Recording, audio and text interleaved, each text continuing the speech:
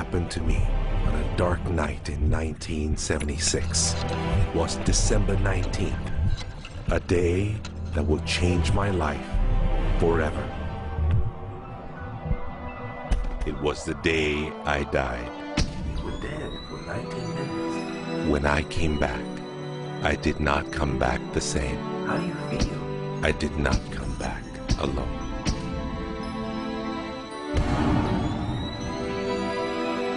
What seemed like days passed in 19 minutes. And over the course of the next few years, I began to remember the greatest mysteries revealed to me. Anything is possible.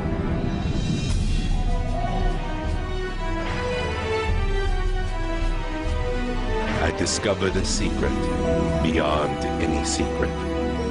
The sum of all secrets. My eyes have seen something. You have seen nothing. It's out there. I will find it. You will find nothing. It's like Solomon's gold.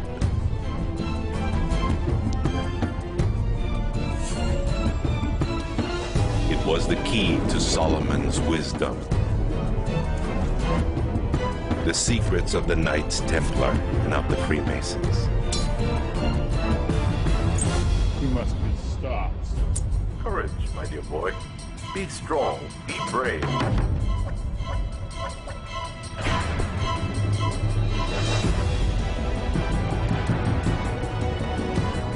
I challenged myself to find out everything I could. I found great teachers who knew this and began to seek them out.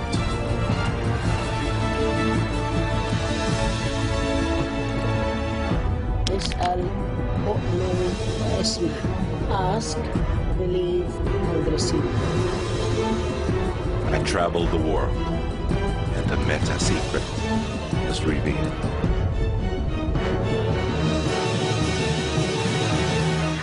Time has come. I became a messenger to deliver all that was made known to me.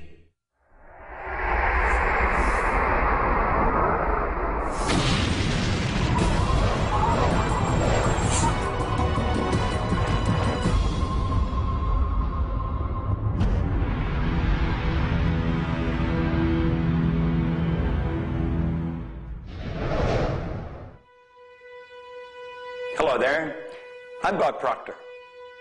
Meta is a nice word. It's a word most people don't understand. We talk about metaphysical, we'll say, oh, that's bad stuff. No, it's just what you can't see with these eyes. You got to see with an inner eye of understanding. Meta is beyond the physical. Do you know that 99% of our population has been programmed to let the outside world control the inside? If you want to get what you want, you let the inside world control the outside. That's what the meta secret's all about. The meta secret to wealth and abundance is doing what you love, following your passion, enjoying your life, being grateful for this moment, realizing that in fact you already have wealth and abundance. You have wealth and abundance to the level that you allow it in your life. Expand your level of openness, deservingness, and you can have more wealth and abundance right now. How do you become more wealthy? You become more grateful. Studies here in the U.S. show that grateful people earn more money and are better at innovation. So the first step to becoming more wealthy is become more grateful. Find the good in your world right now, and you'll take a first step to become more wealthy. The meta secret to wealth is knowing exactly what you want and then being willing to pay the price to get it. Most people think that wealth just comes out of having this impression in your mind that you're going to live an abundant life. And that's an important piece of it, but it's incomplete. If you look at the word attraction in the law of attraction, the last 6 letters spell action, A-C-T-I-O-N. One of my favorite words is satisfaction. We all want to have satisfaction. And again, in Latin, satis means enough. Enough action, satisfaction, enough action produces the result. You know, I've been very, very successful with the Chicken Soup for the Soul books, and everyone thinks, oh man, you were lucky, you had this great idea. And we use the law of attraction. We visualize and we put up posters around our office that simulated bestseller lists with our name #1. We visualize bookstore windows full of Chicken Soup for the Soul books, all of which came true. But there's a asking and a believing and a receiving, the 3 steps that I think of in the law of attraction. And the second part of believing is taking action. Because if you believe that your action is going to pay off, you'll take the action. So believing doesn't just mean like sitting there going, I believe I can be wealthy. It means doing the things that produce wealth. The key to abundance is to act in spite of fear, act in spite of doubt, act in spite of worry, act in spite of inconvenience, act in spite of uncertainty, act in spite of anything. If we're talking about metaphysical, we're talking about beyond the physical. So what we've got to do is go inside. We have been programmed to live from the outside in. We're letting what's going on outside of us control what's going on inside. If we're going to get into the meta side of our own personality, we've got to get away from this physical instrument we've got and move into the higher side of our own personality. And start to understand that we live simultaneously on 3 planes of understanding. And we work from a higher to a lower potential. If you're working with electricity, any electrician, any engineer will tell you that you have to work from a higher to a lower potential. If you go contrary to that, you're not going to get any use out of the electricity. Or when you're working with the mind, you don't start with the physical and work up. You start with thought and work down. Thoughts are of a spiritual nature. Spirit's omnipresent. Where's thought? Thought's omnipresent. 100% evenly present in all places at the same time. I can be underwater and think. I can be in an airplane and think. I've had the pleasure of working with a couple of the astronauts that have been on the other side of the moon, and they could think. Not only could they think on the other side of the moon, they could transfer their thoughts to somebody here on Earth. It's just a form of telepathic communication. You know, it's been said that if you build it, they will come. I think if you build it, and you build something with true excellence, and you distinguish it in the marketplace, and you come up with a selling proposition, and you are aggressive in your marketing to the world, it's possible that people will come. But it's not inevitable that they will come. And sitting around passively visualizing things is not likely to get the world beating a path to your door. My meta secret about wealth ultimately is you've got to create a lot of value for a lot of people. And if you do that, you will bring a lot of wealth back to you. So by giving service and giving that which helps other people improve their lives, brings joy to them, brings service and products to them, if you do that and you keep expanding that, always be thinking about expanding your service to others. And if you do that, wealth is a foregone conclusion. First thing, quit listening to what everyone else is telling you what to do. And start paying attention to what you want to do. You see, I can look back with my memory, and I can remember going and saying, Mom, Dad, or to the teacher, I want to do so-and-so. And they'd say, now, how are you going to do that? See, what they didn't understand is I didn't know how to do it. But neither does anyone know how to do the things they want to do when they first think of it. You don't have to know how. You know, 2 young bicycle mechanics from Dayton, Ohio, in the United States of America, introduced us to a new kingdom. They were the first ones to fly in airplanes. The whole world believed that you couldn't do that. Anything heavier than air is attracted towards the center of the world. You can't fly. But they wanted to, and so they did. Well, clarity to me is a very different concept than I think a lot of people. The first thing I want to know is, what do you think you're trying to accomplish? The next thing I want to know is why are you trying to accomplish it? The next thing I want to know is, if you accomplish it, what do you really think is going to happen in your life? A lot of people come to me and they say, I want to grow my business, because I work a lot in the business world, the entrepreneurial world. I teach a concept, achievement concept, a concept that is predicated on taking action and implementing, called optimization. Optimization is getting the highest and the best use and result and outcome of your time, your efforts, your emotion, your life, your relationships. But you can't begin, and this is where a lot of people, I think, really fall down. You can't begin to optimize until you take the time to observe, examine, and identify not all, but the scope of options and alternatives and other possibilities available to you, number one, to achieve the goal, and number two, as an alternative goal. Clarity is power. Just by being clear, you will automatically begin to magnetize things to you, to your life. The law of mentalism is about the mind.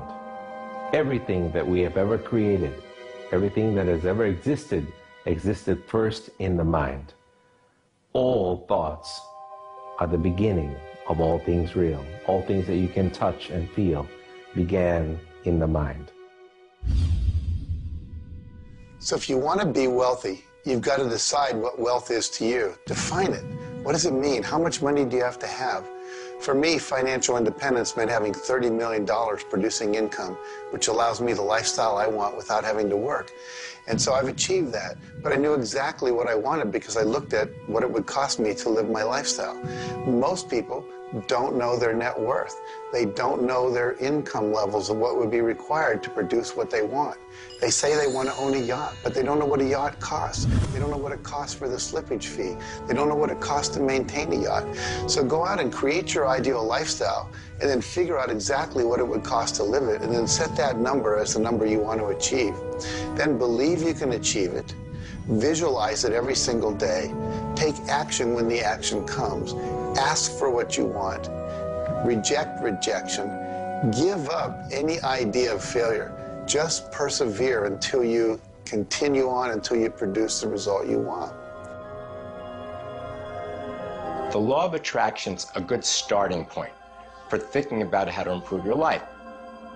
You want to align your thoughts and your beliefs with what you want your life to be. But the law of attraction itself, by itself, won't allow you to achieve the abundance that you need. There are certain steps that you need to take, and these steps are all incorporated in what we call the meta secret. And the meta secret isn't one solitary method or one solitary system. The meta secret is a combination of tools, methodologies, and ways to understand the world and ways to understand how we can change the world. Until I started looking at who I was and who I wanted to become, nothing changed. Because every time I would look and I would blame something else or blame somebody else or just look in a different direction that was not inside, I would get more of what I was creating. Because every time I created something, people would react to that. Every time I took an action that was blaming this or blaming that, people would react to that. And you know what? Then I would react to their reactions. And I was creating an environment that was busy. Instead, an environment that supported wealth and abundance. If you look around, there's nothing but the abundance everywhere that you see. You see the trees growing. You see businesses happening. This is wealth, this is prosperity, this is abundance. If it's not happening for you, it's because unconsciously you have beliefs, counter-intentions, negativity that actually blocks it from coming into your life. It's actually working the law of attraction all the time, but it's happening on an unconscious level. The abundance is there, the wealth is there, but if you don't feel it, if you're not expressing it, it's because inside of you, you may feel you don't deserve it. This is part of the unconscious work that has to be done in order for you to feel on a conscious, real, live, earth-level level what's happening with abundance and prosperity. Abundance, wealth is your natural birthright. If you're not feeling it, it's because of your unconscious beliefs.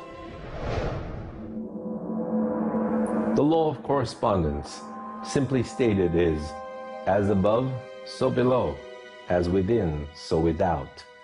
The law of correspondence is simply attesting to the fact that we are human creatures physically present, but we have minds and we have spirits. So we exist in more than just one plane.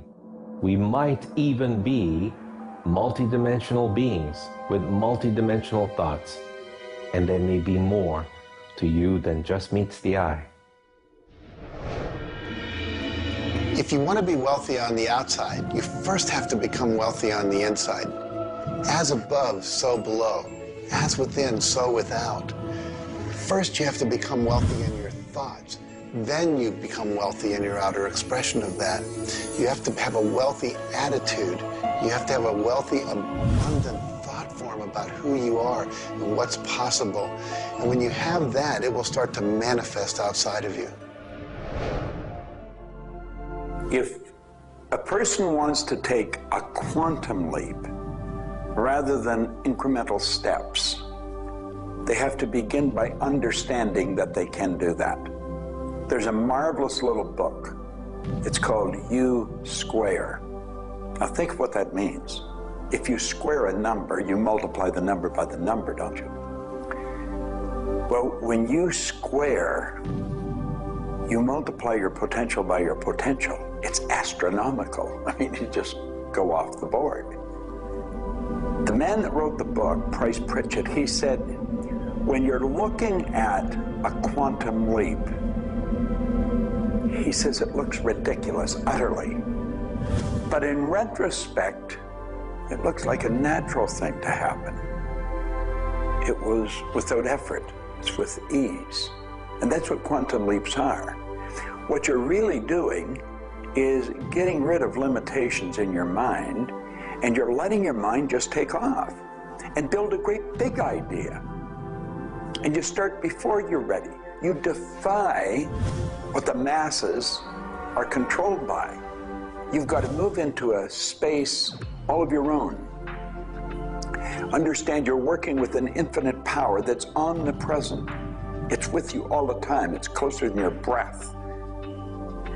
And you get in harmony with that and just release all thoughts of limitation and make up your mind you're going to take and just compound your effectiveness.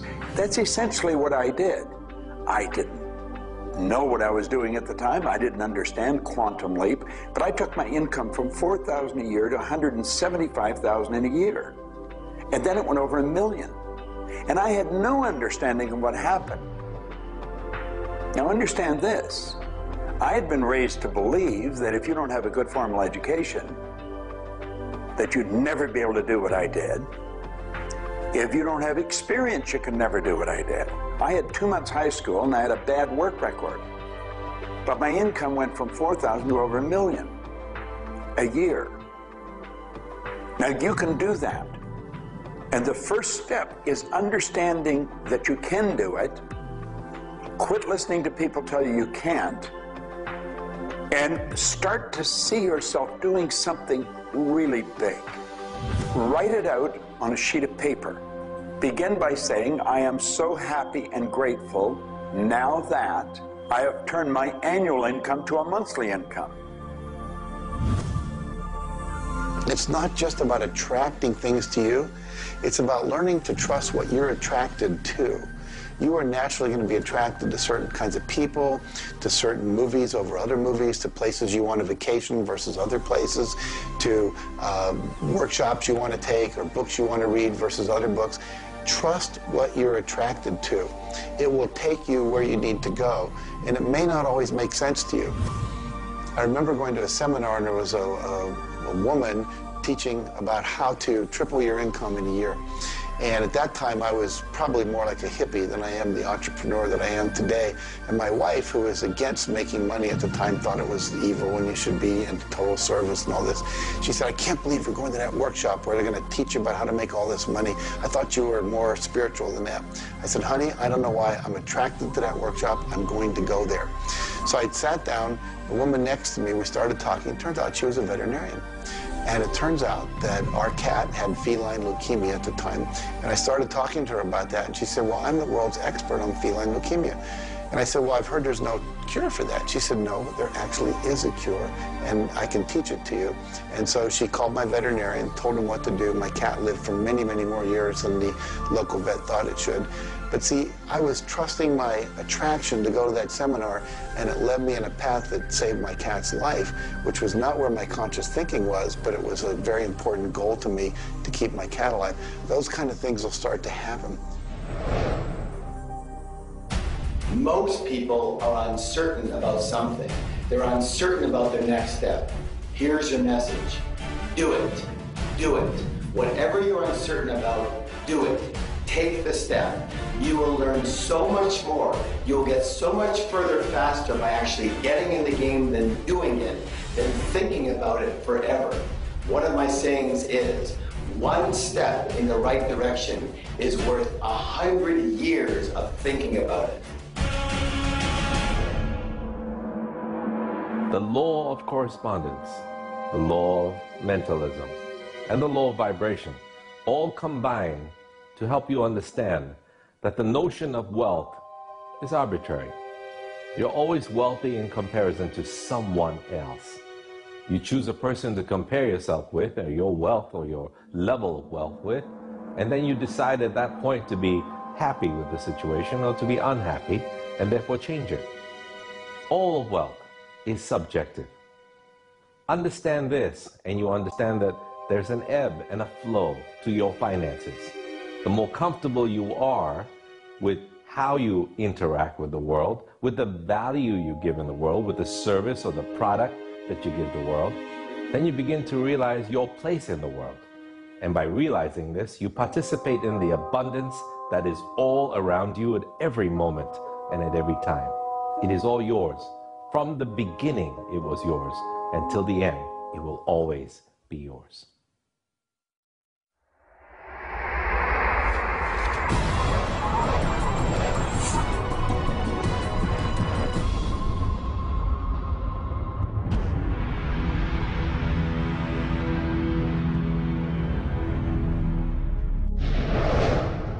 The meta secret to relationships is to know that the universe is giving you love right now. When you give love to the universe, when you give love to another, you will receive love in turn. Love is the essence and nature of relationship. Relationships are a two-way street. It's not just about taking and giving and receiving and getting what you want, but it's also about giving. I like to say that each person should take 100% responsibility for the quality of the relationship. Because if you take 50-50, whenever it's not working, it's going to be their 50%. So if you take 100% and act as if everything in the relationship, you're creating it, and when it isn't exactly what you want it to be, say, how am I creating that? Take that curiosity and use it as a tool.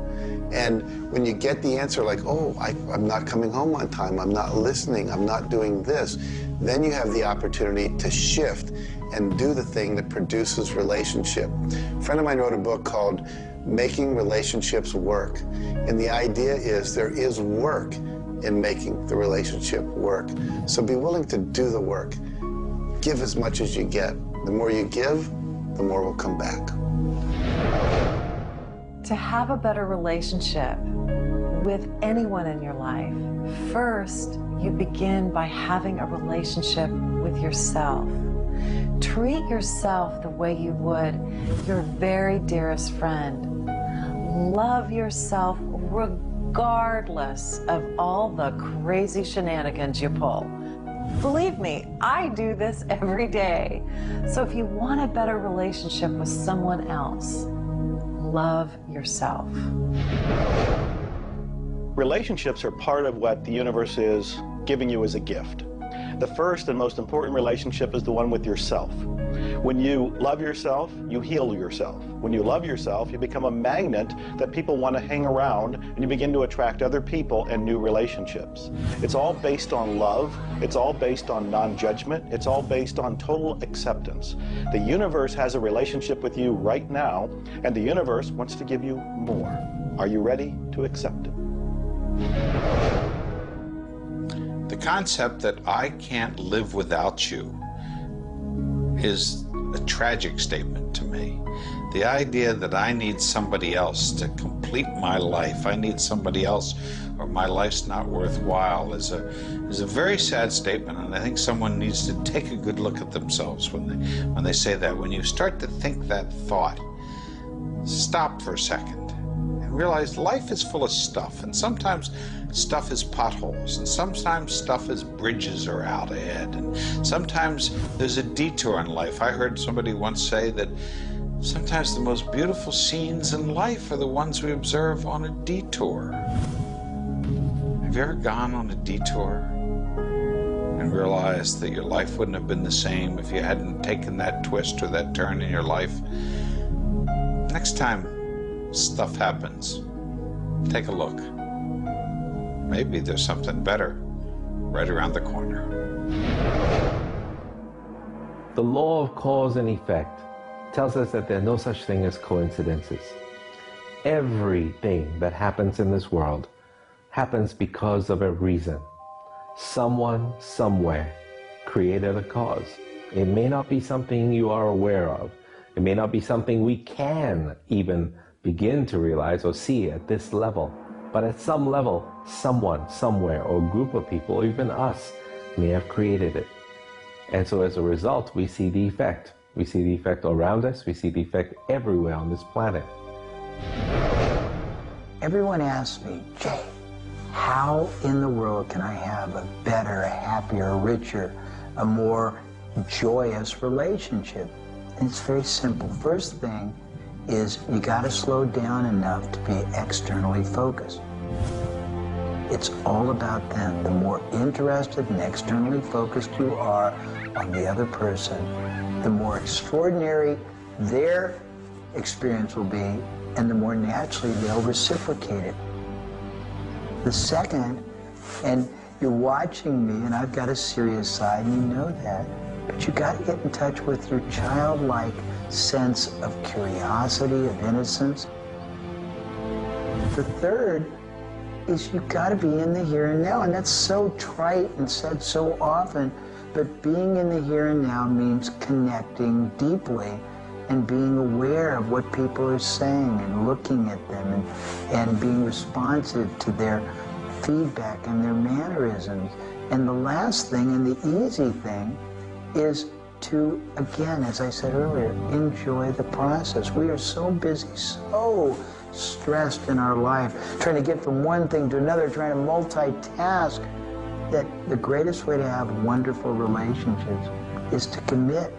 Commit, not just the time, but your being, to being there, to connecting. For me, the meta secret to relationships is to be the person you're looking for. Whatever it is you're out there looking for, be that and give it away. If you're looking for someone who's loving and kind and compassionate and generous, you need to be loving, kind, and compassionate and generous. Whatever it is you want, you've got to be that and express that out into the universe. And whatever you express out is going to come back multiplied. The meta secret of relationships is for you to develop an identity that brings out the best in your partner and helping your partner to be the best that they can in order to bring out the best of who you are. Criticism seems to be a big problem. If you are really secure in yourself and somebody criticizes you, it isn't going to bother you. Now, if you're insecure and somebody criticizes you, it's really going to bother you. You see, 9 out of 10 times, the person that's criticizing you really wants to help you. They just haven't really learned how to communicate effectively. But let's not let somebody else's criticism or their way of helping us shake us. If we're solid in our own self, and we really understand ourselves, then we can handle it and it won't be any problem. If criticism really rattles your chain or rattles your cage or really upsets you, it's not the criticism that upsets you. It's not the other person's opinion that upsets you. It's how you react to it. And you see, if you were really solid within yourself, you would respond to it. You would thank them for it and say, but I really don't choose to do that. Or you'd say, well, thank you, that's probably a good idea, I'll try it. But they're not going to knock you off track. So it goes back to have a good, sound self-image, a good image of yourself. Maxwell Maltz wrote a beautiful book on that way back around 1960 called Psycho-Cybernetics. Psyche-cybernetics. Cybernetic is the communication mechanism in our mind. It's the image that we hold of ourselves. It's like a life-governing device. Well, you've got an image of you just same as I have an image of me. And our image controls how we walk, how we talk, how we dress, how we meet and greet people. And it also controls how we handle criticism when it comes our way. And it will come your way, just same as it comes to me and everybody. We want to be solid in our own belief about who we are and what we are. Let's really get to know ourselves. And then, rather than react, let's respond. It doesn't matter how they approach, whether they're diplomatic and trying to help us or whether they're trying to find fault. It won't really make any difference. We will listen to what they have to say, listen to it, and then we'll either accept it or reject it, but it isn't going to affect the relationship with the other person one bit. There is masculine and feminine in everything. Nothing is entirely masculine, nor is it entirely feminine. We have different aspects of yin and yang, of harshness and softness, different aspects of masculinity and femininity in everything. If you take a look at life and see it all as a combination, see how we are always living in combination, then you begin to realize and to also appreciate the law of gender. Relationships are about communion, taking our life and making it sacred through connection with another human being. So communion and making sacred is what relationship is all about. You know, there's a lot of lonely people around. And if you're lonely, I'm going to let you in on a secret. You're always going to be lonely until you become friends with yourself. If you're looking for company outside of yourself, you're looking in the wrong place. You want to go inside. And when you get to really look at you, you're going to feel so good about you. You're going to love yourself. As you see, as a little kid, you were probably taught, don't love yourself, that's conceit. I know I was, and most of the people I know. That's not conceit. That's a healthy, conscious awareness of who we really are. I'm not talking about an ego trip. I'm talking about really becoming acquainted with yourself. You've got to build a good relationship with you, or you're always going to be lonely. When you get angry, look at it as, okay, this is a gift. I need to release something here. And in that process, relationship becomes a school for growth instead of just like it's someone that's going to please me. Look at how can I serve them and how can I learn from them, as opposed to how can I manipulate them to give me all my needs met. If you do that, you're going to end up with a much better relationship. If you're in a relationship where you're not experiencing full love, the way to change it is not by changing the other person. It's by changing yourself. You look within yourself and you start to feel grateful for everything about you. As you change your relationship with yourself, magically, the outside relationship will change as well. You will suddenly see it transformed. You will suddenly see that there's love in that relationship with that other person.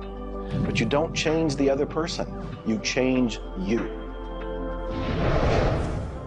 A lot of people spend valuable time in their life focusing on the past. I could probably spoil your week if I reviewed the first 26 years of my life. My life was a mess.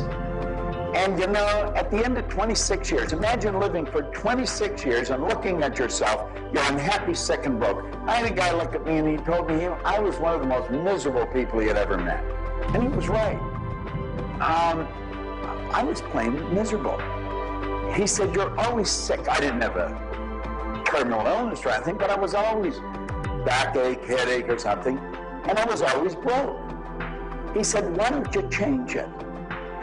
Well, as long as I kept focusing on what led me to this point, which was a bad trip, I was going to create more of the same. And he said, let it go. Forgive it. If you're looking for love and not finding it, it's no doubt because of a lack of forgiveness in some area of your life. This is true for all of us. You want to look in your life, look at your past, look at all of your relationships, and ask yourself, where have I not forgiven? Myself, my parents, my siblings, my neighbors, my relatives, my business partners, where have I not forgiven?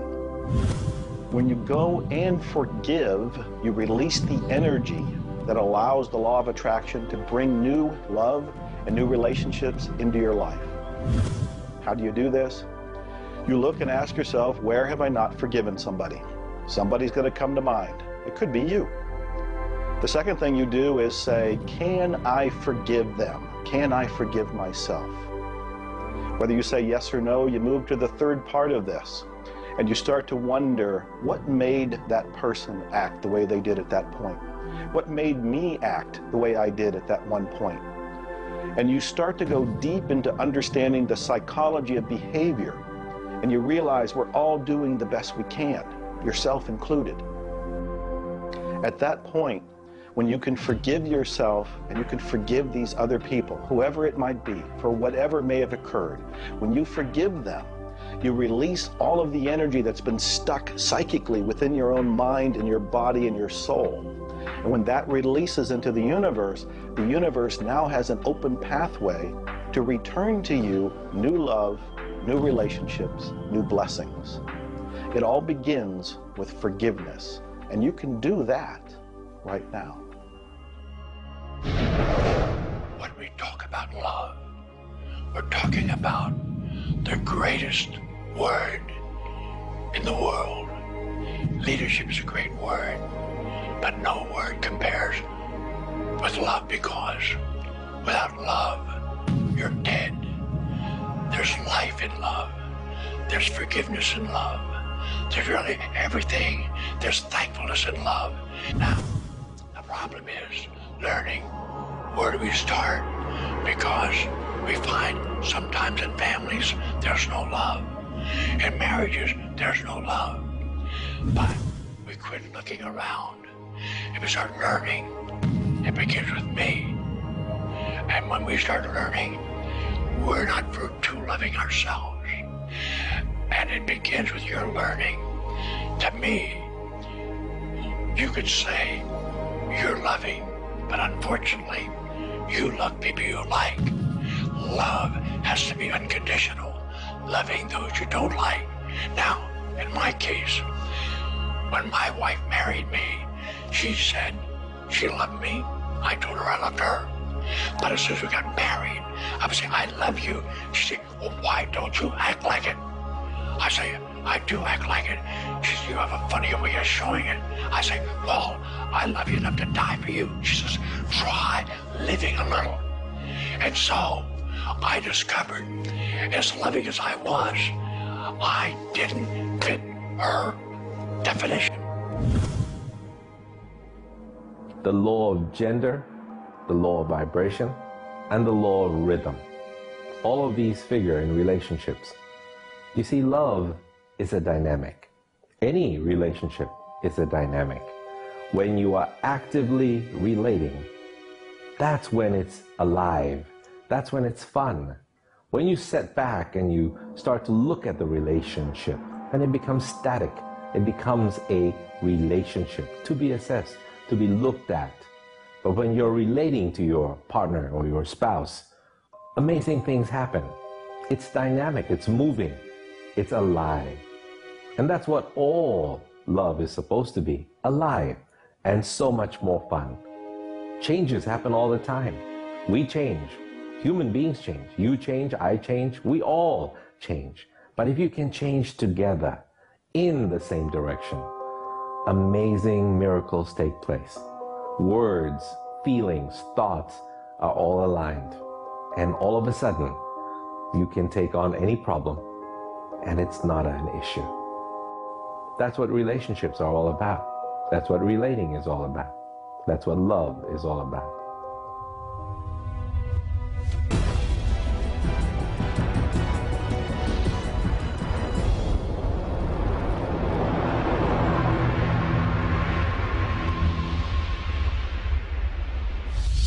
はじめに言葉歴すなわち、クリエイターなるものはやはり言葉振動を用いて全てを設計されたんではないかと思うんですね。そして、その、振動の、設計図は非常に緻密なもので美しい共鳴振動にあふれたものであったことでありましょう。もし、先ほどの実験をやったように、非共鳴、同士の組み合わせであるならば、それは破壊的なエネルギーとなって、命を果たし実体になるからです。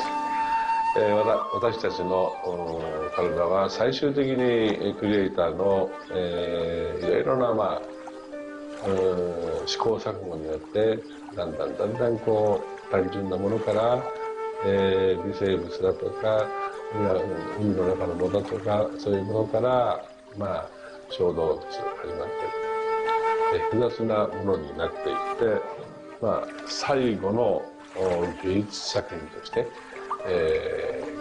クリエイターなるものが作られた結果、私たちはあるというふうに思うんですね。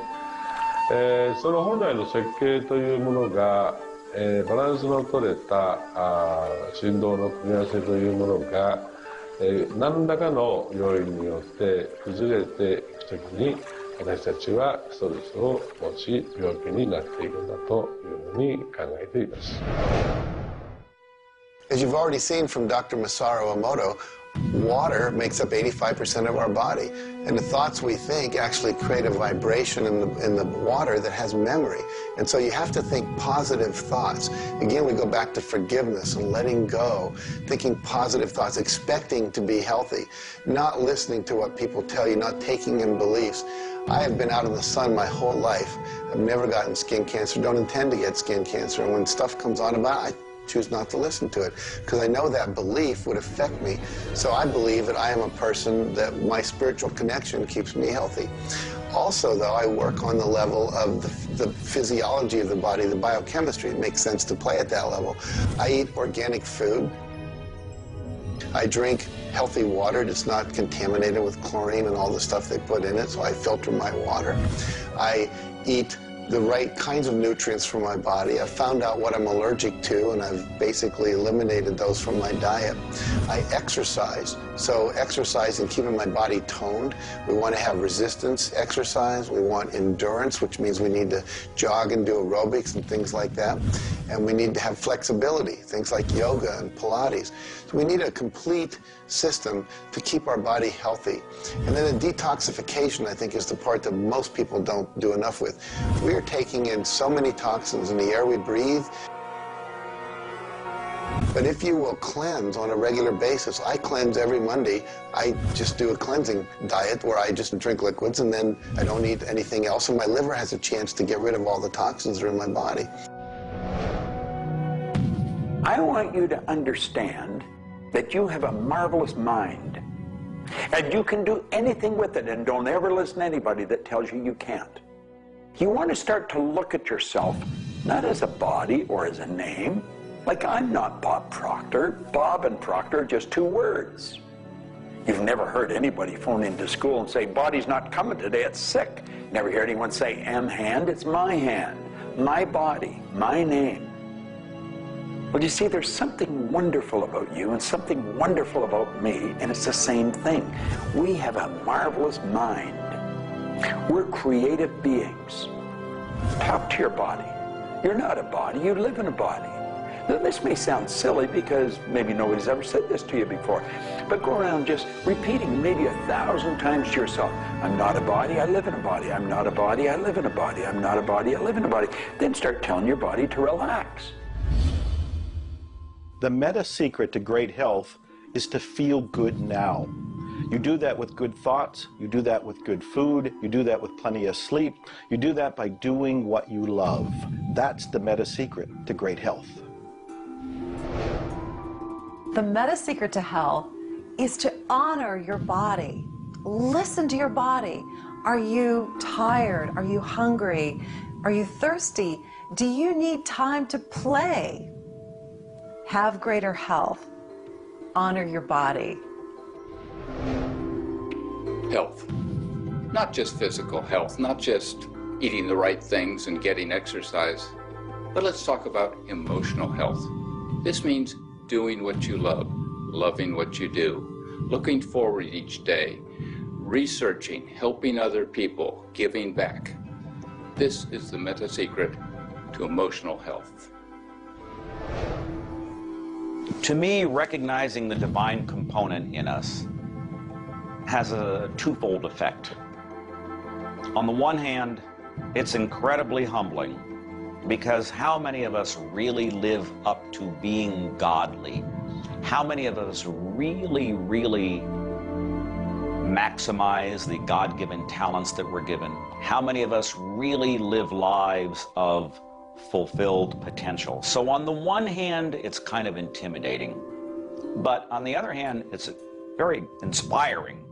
It's inspiring to think, I, as a human being, am capable of being godly. I'm not God. I'm not going to confuse myself with God, but I am capable of being godly. I am capable of a goodness which can resound around the world. I am capable, like God, of using language to bring things into existence. An architectural drawing is the languaging of a building into existence. A marriage contract is the languaging of a relationship into existence. Any sort of contract does that. A novel creates a world that may be more real to us than the so-called real world that we are living in.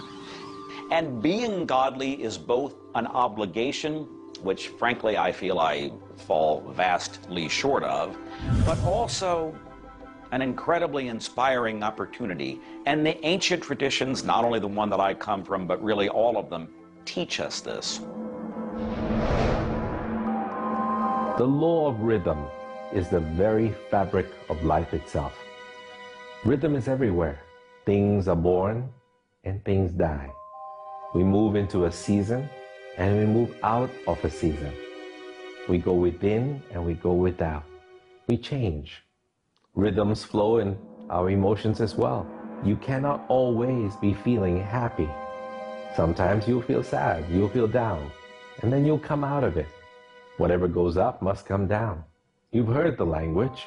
Rhythm is exactly that. And the minute you begin to realize that all of life is all about the law of rhythm, then you can flow easily in bad times and then have more fun in happy times. When you start to expect rhythms, know that if you're happy in one direction, you can also be unhappy in the other direction.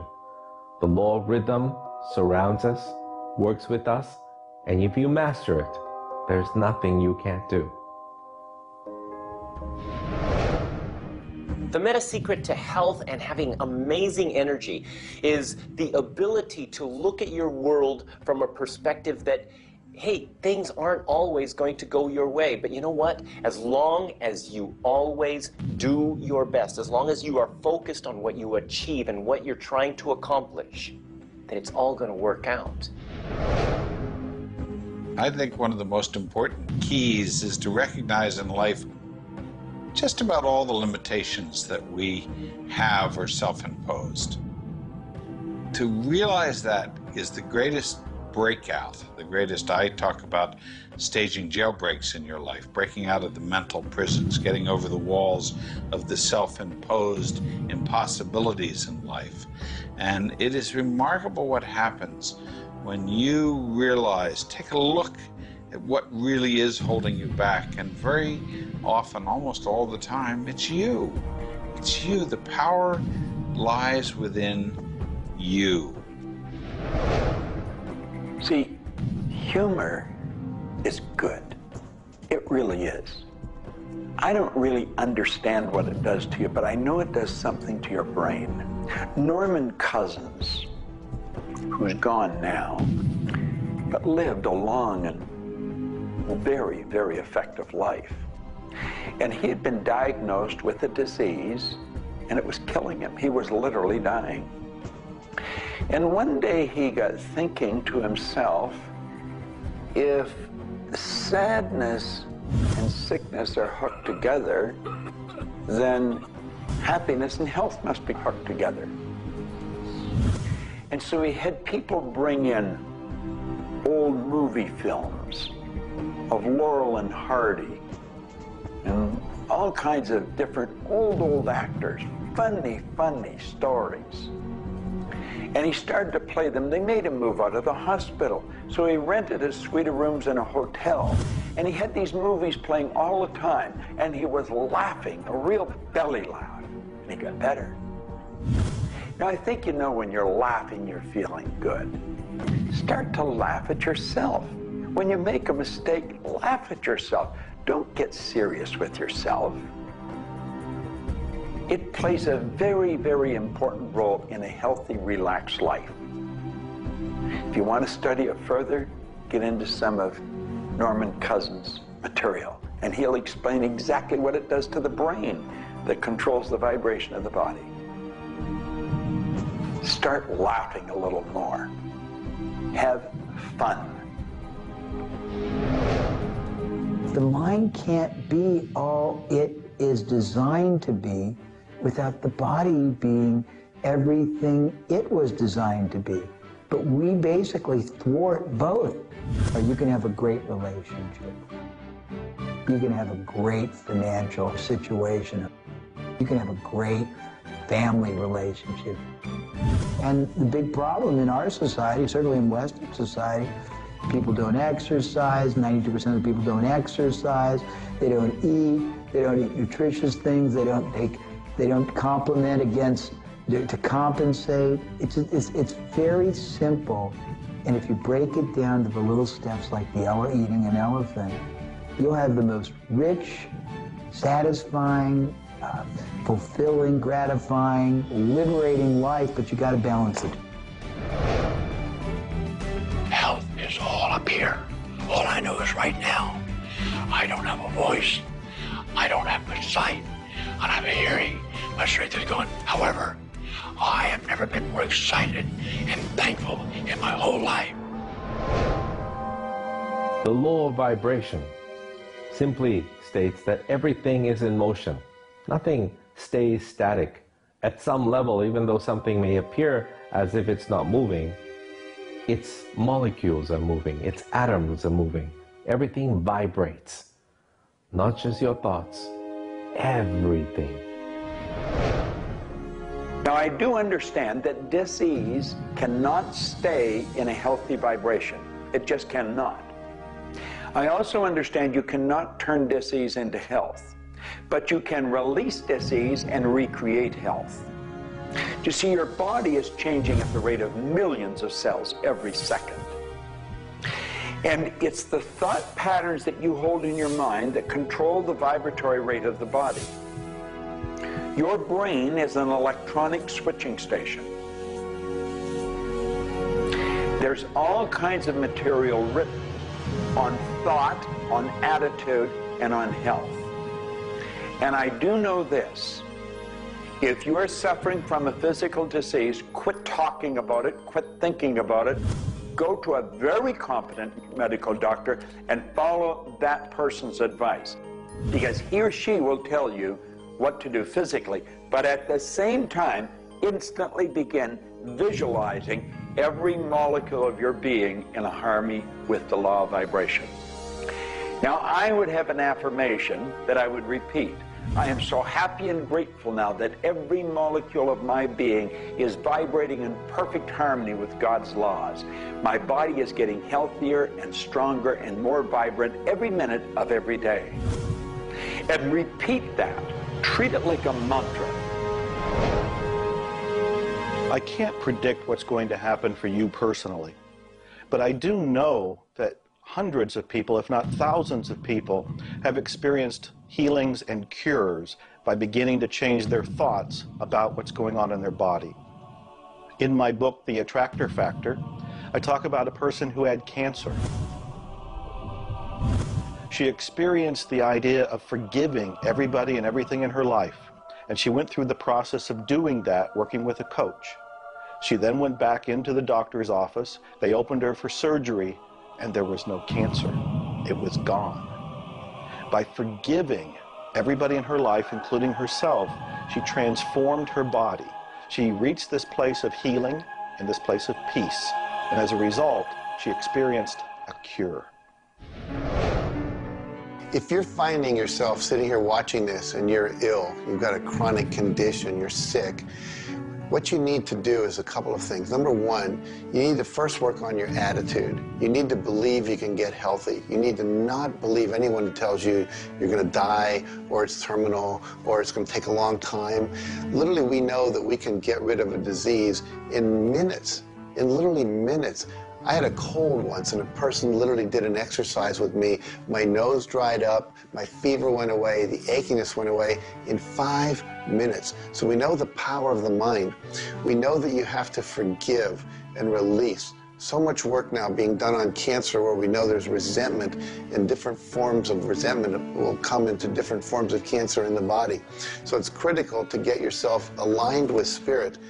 When you are aligned with spirit through meditation, through doing the things that bring you joy, through doing the things that align you, and you know what that is for you. It could be singing, it could be walking in nature, it could be petting your cat. When you move into that state, healing naturally takes place through you. There's this innate, natural healing ability that's always working to heal you if you get you out of the way. By you, I mean your ego mind, your beliefs, your fears, your doubts, all of that stuff, all of the resentments you've held that you haven't released, that will keep you sick. So you've got to do some kind of work to get into a spiritual alignment and to release the negativity. Emotional pain is very real. It's like sorrow and grief. Like grief comes in waves. It just sort of overcomes you and then sort of fades away. You could have experienced some traumatic situation, anything from rape to the loss of a loved one, or being held up, where somebody invaded your privacy in some way or another. And it causes deep emotional pain. What we want to realize is that we are bringing that on ourselves. You say, well, wait a minute, you're not bringing it on yourself. No, but you're reliving the situation. We've got to separate ourselves from the incident, from the situation. We've got to realize that it's a very real part of life, and attempt to separate ourselves from it and deal with it as best we can, and then let it go. Otherwise, we're going to carry it with us, and we're going to keep experiencing it over and over and over again. どうやってわかるか。振動という、まずそもそもその水の結晶とは何かということになりますけどね。結晶というのはやはり情報だと思います。で、情報というのはバイブレーションですね。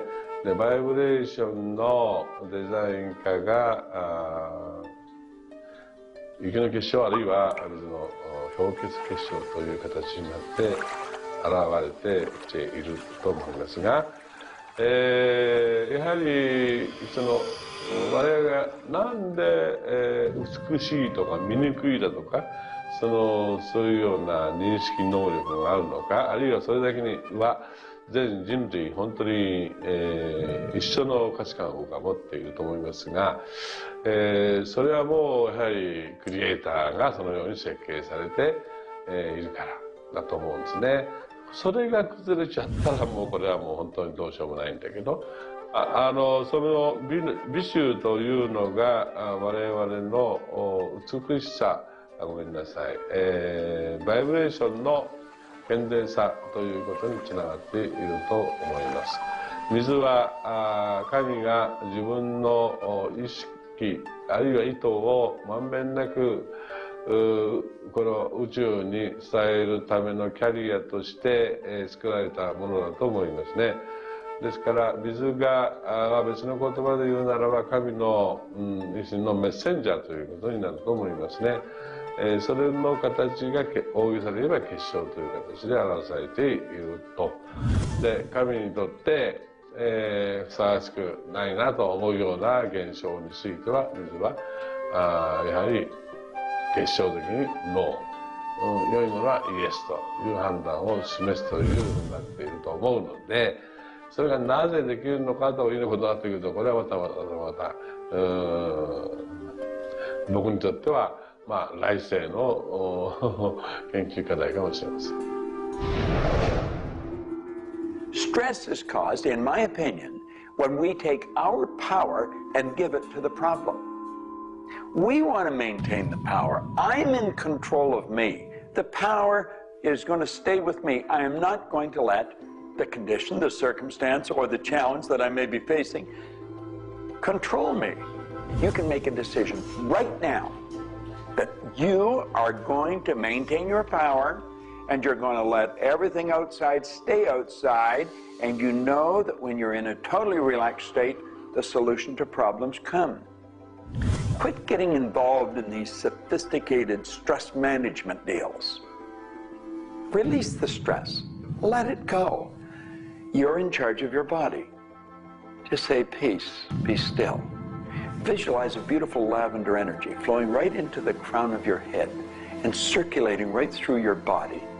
And then start to imagine every molecule of your body vibrating in perfect harmony with God's laws.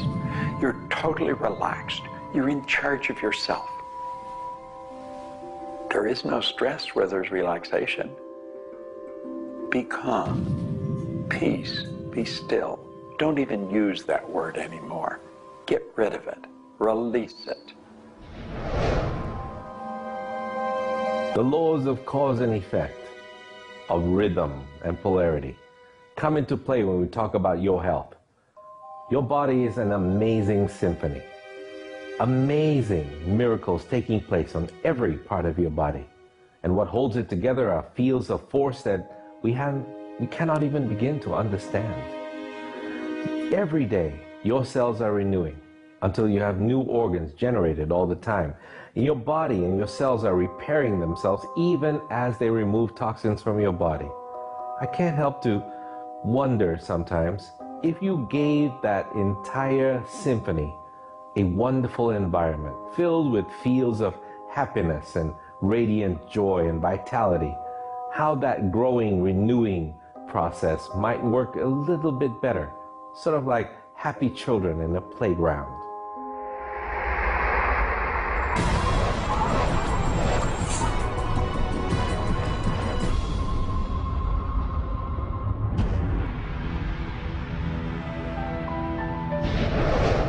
Here's the paradox of being human.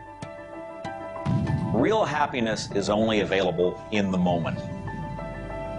If you're brooding on the past or obsessed about the future, even if you're looking forward to something that could be magnificent in the future, it's not quite the same sort of anchored contentment that you get from really being in the moment. We human beings seem to be perpetually someplace else. That's kind of like one definition of the human predicament, the human condition. We are perpetually thinking about the past, the future, something to the right, something to the left, something else. I think the paradox to happiness is you do have to have dreams and aspirations, and you have to be anchored, rooted, and happy where you are. Not always easy to do, but I keep trying. Happiness is a point of view. Am I happy? Yeah, I think I am. How can somebody always be sad? Of course we're sad when we lose somebody that we love, or that when the project we're working on so long doesn't work out. Temporary sadness is a very human condition. How can you be happy? Maybe by finding things to do that make you happy. You see, if you're miserable, your mind is focused on the past. There's a method concept. Get you over any miserable concept in a heartbeat. Focus on right now. See, you're miserable because of something that happened that you didn't want to happen, or something she said, or he said, or they did. Forget it. It's in the past. And quit worrying about the future. Have you any idea the number of electrical charges must fly through your body for the simple object of writing your name? See, your brain is an electronic switching station, and you've got one. And you can activate brain cells. You can set up any vibration you want. If it's a negative vibration, you're going to be unhappy. If it's a positive one, you're going to be happy. Every brain cell is a positive and a negative pole. Everything that you look at is going to be impregnated into cells in your brain. Now, you're either going to look at the positive or the negative side of it. What side do you want to live in? I choose to look at the good side of a situation. Put yourself in a good vibration. Think of the blood in your body. Do you know it circulates through hundreds of miles of passageway every 33 seconds? It carries all the food in and all the garbage out. You got more power in your little finger than you need to light up your home for the year. There's about 11 million kilowatt hours per pound of potential energy locked up in your body. And you're probably saying, I haven't got any energy. That's because you're miserable. Get out of it. Get over it. Focus on now. One of the most important things you need to do in your life is discover your life purpose. I believe that everybody is born with an individual and unique purpose. And when you are doing your life purpose, when you're living it, expressing it, fulfilling it, you're happy. And so many people have talked about joy being your guidance system, that when you're off purpose, you're not happy, you're not joyful. And so this joy, this inner experience of happiness and joy is a way of saying, oh, I'm on course, I'm doing the things I'm supposed to do. Stephen Covey said, you know, you don't want to get to the end of life and get to the top of the ladder and find out the ladder was leaning against the wrong building. You can be very, very successful. And we see people with all the cars and the toys and the money and the society recognition and so forth, but they're not happy because they're not fulfilling their purpose. Think about it like this. A rose has to be a rose. A chrysanthemum has to be a chrysanthemum. A geranium has to be a geranium. And yet we as people have been given choice, the choice to pursue any number of things and do whatever we want to do. But unfortunately, most of us have been talked out of our purpose. If you want to be happy, come back into this moment and do what you love in this moment. You should absolutely work toward improving your life, improving the world, improving your relationships, improving your finances. Every sort of conceivable improvement at a micro or macro level should indeed be your agenda. But if you are not happy with things the way they are, then your happiness is perpetually on hold pending a condition that doesn't exist yet. If you do that, you will never be happy. You have to realize that the point of power in your life is in this moment. People think about the future and they throw their power into the future. There is no future. When it gets here, it's called now. It's called this moment. People think about the past and they throw their power into the past. But there is no past. It's gone. When you think about the past, you think about it in this moment. This moment is all there is. And you can be happy in this moment. When you are, everything is taken care of. All is well. Happiness and achieving happiness is a process. It's not something you achieve right now and you're done and you have your happiness. It's something that you're constantly attaining and re-attaining through life. And the way to do that is to really understand what brings contentment in your life and to achieve that. And one of the key things to remember in terms of happiness is that part of this process is sharing happiness with other people. The more we share happiness and the more we teach other people how to bring happiness and fulfillment in their life, the more we'll be happy and fulfilled. So continue with your journey of greater fulfillment, and you'll have more happiness in your life. The law of polarity is about dualism. Everything exists in relation to something else. There is no person that's entirely good. There is no person that's entirely bad. There is no entirely hot or entirely cold. It's always hot in relation to something else that's colder. It's always colder in relation to something else that is hotter. We move in directions as opposed to moving in a static field. We always move from one place to another, from one thing that's more pleasant to something that's less pleasant, or something that's unpleasant to something that's more pleasant. There is a movement, and this movement exists because of polarity. Happiness is what you want, and happiness you can have right now. Why aren't you feeling happy? Why isn't anybody feeling happy? Because psychologically they use unhappiness as a motivator. They think by being unhappy, angry, desperate, frustrated, whatever the feeling might be that's not happiness, that it will whip them forward. It'll make them take action. And it's something that actually shoots themselves in the foot. Because when you are happy now, which is available to you right now, you know what your choices are. You can see what your decisions are to be, and you can more clearly decide on what to do next.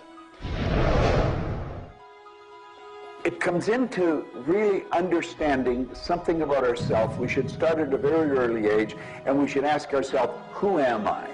You know, what really makes me tick? And get to know ourselves. We're in a hurry to get a car, or build a business, or buy a house. We should introduce ourselves to ourselves. School hasn't done it. Our parents aren't doing it.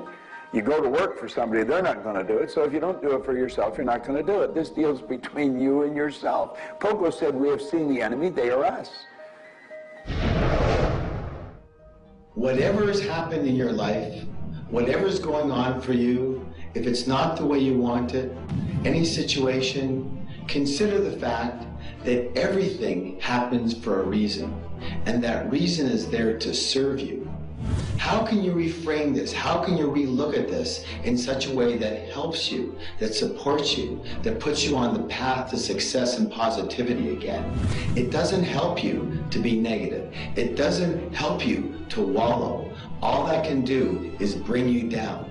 It's time to change your mind. It's time to reframe, relook at it, have a new perspective, a new view, and put this in the light of this was there to serve you. There's no accidents in the universe. This happened for a reason, and that reason is there to help you. We grow up with the idea rich people aren't happy. Well, I know rich people that are laughing. They're very happy. And of course, I know people that are very wealthy and are very unhappy. I remember Earl Nightingale one time saying, since it doesn't make any difference whether you're rich or not, if you're happy or not, you might as well be wealthy. And then if you're miserable, you can at least be miserable in comfort. We've got to understand that all the money in the world is available to us, but we have to earn it. Now, that does not mean we should work. This is where the meta secret really comes into play.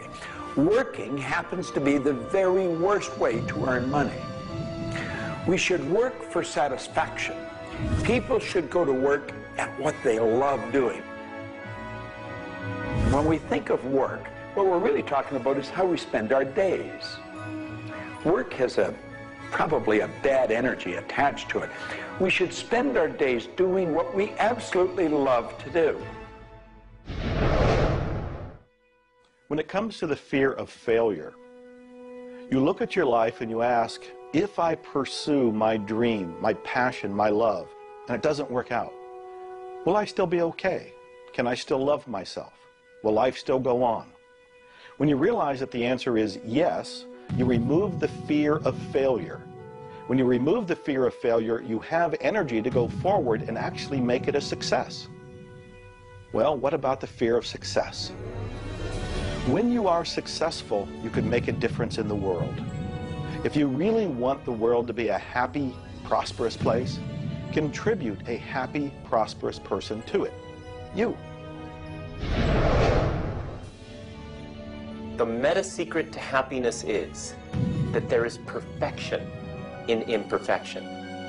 That when we accept our environment for what it is and the people around us for who they are, we can make a big difference. Happiness. What makes you happy? Everyone is not the same. For me, it's research. I love researching and writing and putting multimedia programs together. And this allows me to do something else that I love, traveling the world. I travel more than 6,000 miles, that's 9,000 kilometers, every week. I've been to more than 52 countries. I board an airplane every 2.5 days. I've been around the world more than 16 times in just a couple of years. I enjoy that. Meeting new people, meeting new audiences, helping people. What makes you happy? That's what makes me happy. A key component to lift yourself out of depression is human connection. Go connect with another human being. Another powerful tool is movement. And a third is laughter. Go play and have some fun and watch your spirits begin to lift. The meta secret of life is to realize that the journey is the thing. I believe the first thing a person should do is establish a purpose. Why are you even here? Why do you get out of bed in the morning? Why are you living? I honestly believe every one of us are hardwired to do something. So how do you decide on your purpose? You decide on it by asking yourself, what do I really love doing? So you have your purpose. This is what you're going to do with the rest of your life. And then you build a vision. Then your goal is taking a bite out of that vision. Now, when you do that properly, you're going to love what you do. When you wake up in the morning, you can't wait to get going, and you're going to be doing it until you go to bed at night. Therefore, all of your day, all of your hours are filled doing with what you love to do. That's called living. Everything else is dying. See, there's a basic law of life. It says create or disintegrate. You're growing or dying. Find out what you love, dedicate your life to it. Most of us, when we approach happiness, are looking for someone out there to make us happy, some event to occur, and then we'll be happy. If I get to the retirement stage, if I get my car, if my wife is nice to me, if my son comes home on time, then I'll be happy. The truth is, happiness is an inside job. It's a choice. When I have an expectation on how someone else should be, I've given my power over to them. What I want to do is simply learn how to create joy and happiness inside myself. And we can do that in numerous ways, by doing the things we love, by focusing on the good qualities in ourselves, by choosing to focus on the good qualities in others instead of being judgmental. Once we realize that happiness is an inside job, and I get to be as happy as I choose to be, not as happy as other people make me, the reality is I can move into a state of pretty much constant joy and bliss. Stuff happens. Life happens. And then you get to choose. Look, you have a mission to do. You have to find meaning in your life, and you have to share it with others. There's a whole world out there that is suffering, that is in survival. They are grieving and they are hurting. You and I can make a difference. You begin right now by looking at your life, no matter what's going on in your life right now, and you find the good in it, the positive in it, the growth-oriented reasons for whatever it happens to be.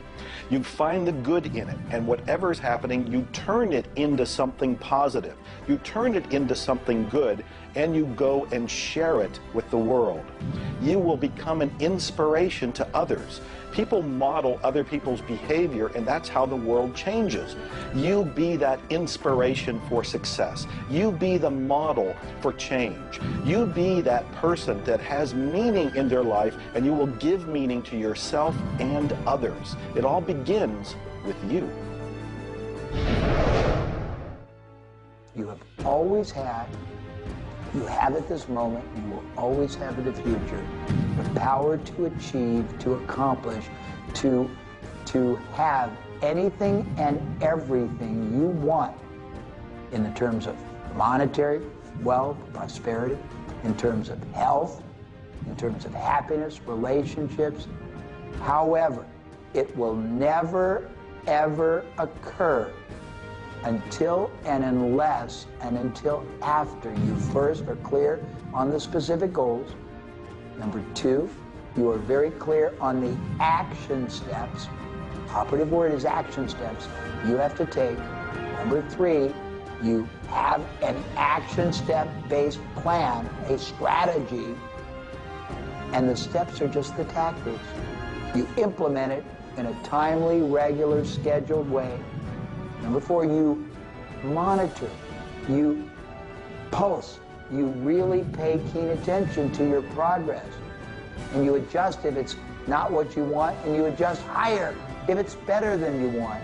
And number five, you focus on other people's benefit. You don't be self-consumed.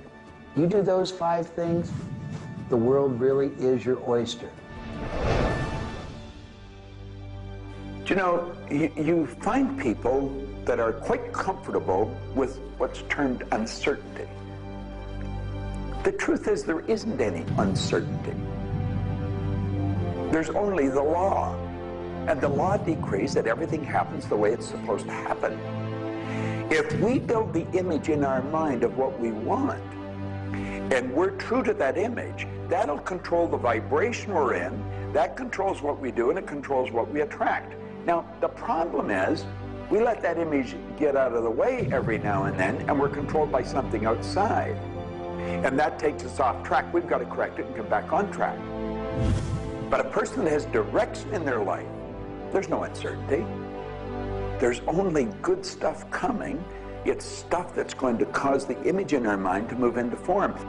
And so we wake up every day wondering what part of it's going to show up today and where's it coming from and who's going to deliver it.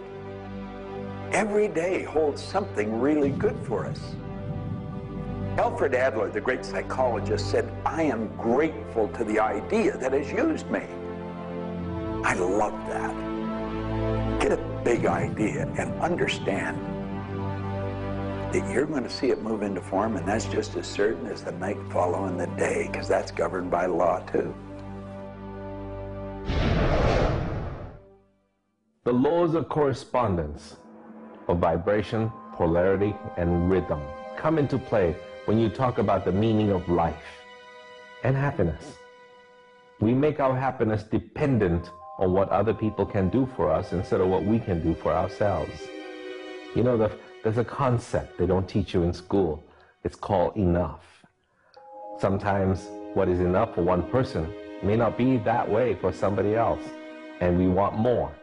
And when you want more, you're setting yourself up for disappointment, because not always will you get more. Sometimes you do, but it's not all the time. I don't know who told us on this planet that everything is going to go our way. Sometimes things will go your way, sometimes they won't. We've got to learn to accept this. That's the rhythm and the flow of life. All of life is filled with possibilities. And when you see possibilities, well, it allows you to accept failures as not final. Failures are learning lessons. The American Indians, the Hopi Indians in the Southwest, well, they have a belief. Every day they wake up and pray to the Great Spirit, and they say, "Oh, Great Spirit, allow us today, this day, to make 20 mistakes." You see, they believe that by making mistakes, by failing, you actually learn more. You add to this wonderful fountain of wisdom that is called you over a period of time. And if you don't fail, they say, you don't learn anything. So how many times have you failed? I know I have failed a lot. But over the course of the years, I also knew something that was different. And that was that I was responsible for my own happiness. I knew that there was laughter everywhere, but I also knew that if I wanted to participate, that laughter has to come from inside, not from outside. And that's the nature of spirit, and that's the nature of who you are, and that's the meta secret to everything possible.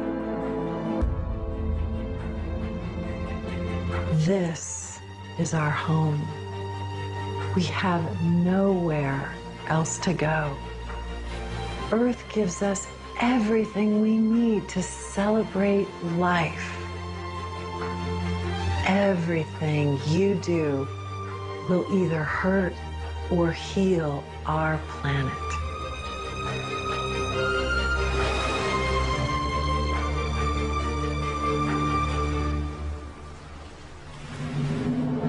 You were brought here to learn many lessons.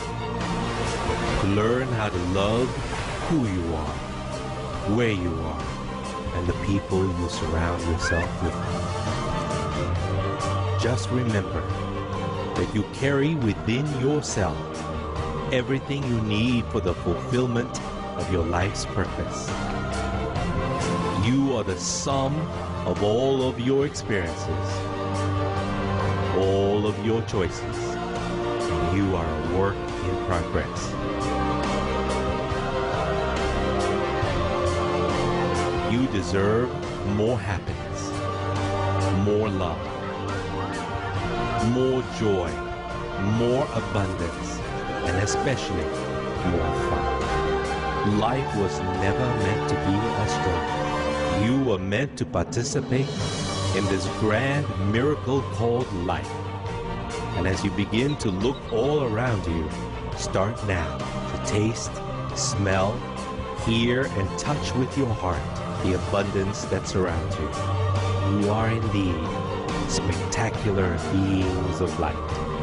So if you want to know the meta secret to life, to happiness, live more, love more, and laugh more. Change the stories in your head, and you can change the world. It's a short trip. Make it a good one.